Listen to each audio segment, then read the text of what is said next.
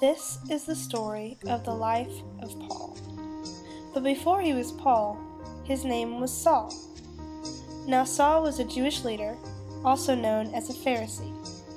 But being a Jewish leader, he despised Christians. He despised Christians so much that he went as far as putting them in prison and stoning them to death. But this is not the end of his story. God had bigger plans for this guy. One day, Saul went on a journey with his men down toward Damascus. Their plans were to arrest every Christian they could find, when suddenly a bright light appeared from nowhere, and Saul fell to the ground. And the voice of God said, "Saul, Saul, why do you persecute me?" Saul replied, "Who are you, Lord?" "I am Jesus, the one whom you are persecuting. Go now into the city. There you will be told what to do."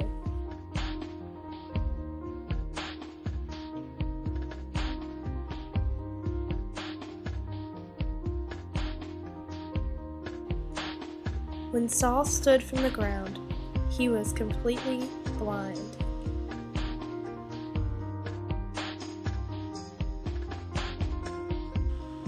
His companions led him to the city, and for 3 days he did not eat nor drink, and he hardly slept. On the 3rd day, a man of God named Ananias came and laid his hands upon Saul's eyes, and Saul regained his sight.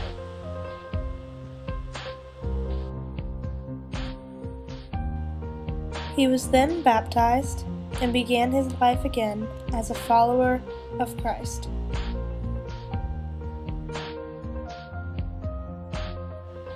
As a sign of this great change in Saul's life, he changed his name from Saul to Paul.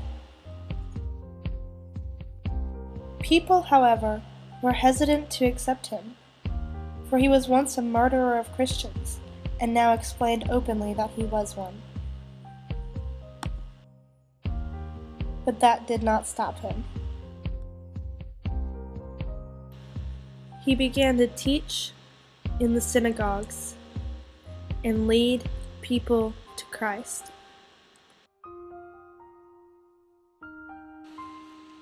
Paul spent about 8 years learning about the Christian faith and teaching others how to live it out, before God called him to his first missionary journey in 47 AD. Paul's first missionary journey began in Antioch with his partner Barnabas. They started in Antioch and moved their way through Seleucia, Cyprus, Perga, and Lystra. They finished out their journey back at Antioch, where they explained to their church there about the mighty things that God had done through them in all their cities.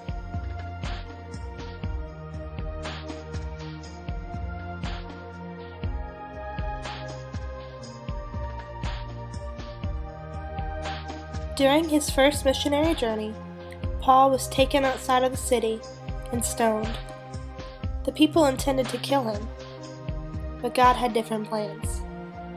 Paul didn't die, but instead got up and walked back into the very same city that he had just been thrown out of, and began preaching and teaching to all who lived there.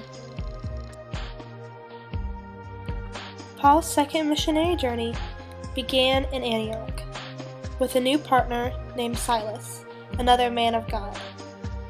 Paul and Silas traveled to many different cities, including Syria, Derbe and Lystra, Troas, Philippi, Thessalonica, and Corinth, before they finally made their way back to Antioch, to their church, where they explained to their congregation all that God had done through them and those who were now won over to the Christian faith.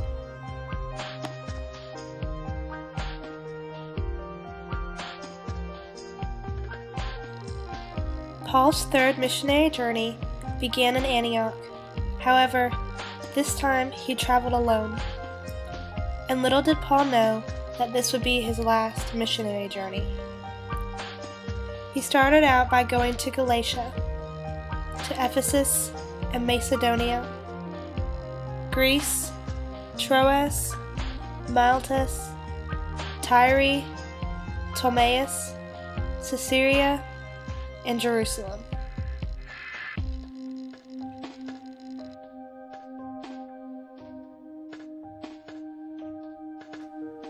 Paul was then thrown into prison in Jerusalem. Paul remained under Roman guard from 57 AD to 62 AD.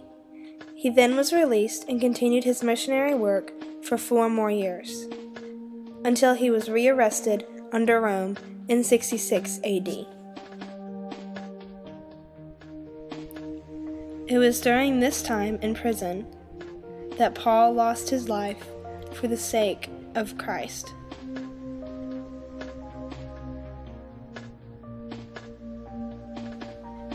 But Paul's story is far from over.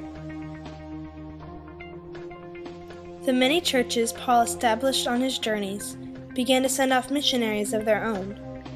The Christian faith began to spread rapidly across the country, until it became one of the most well-known religions of that time.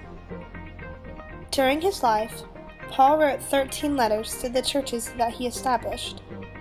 The letters were written to encourage these new churches in their faith. The letters later became the epistles of Paul in the New Testament of the Holy Bible.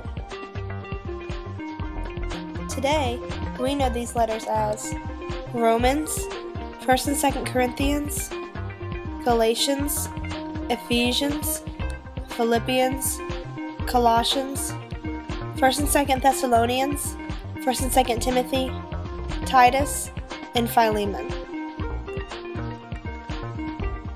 Because of Paul's passion for the gospel of Christianity, the religion spread rapidly across the entire Western world. And 2,000 years later, it is still making its way all the way around the globe.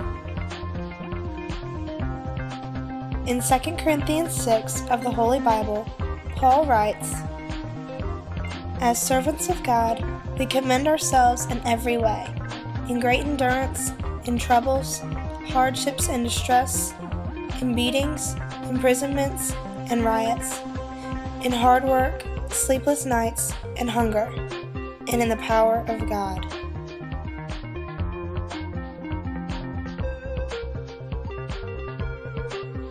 Because of Paul and his passion for the Christian faith, the religion that started 2,000 years ago is still growing today.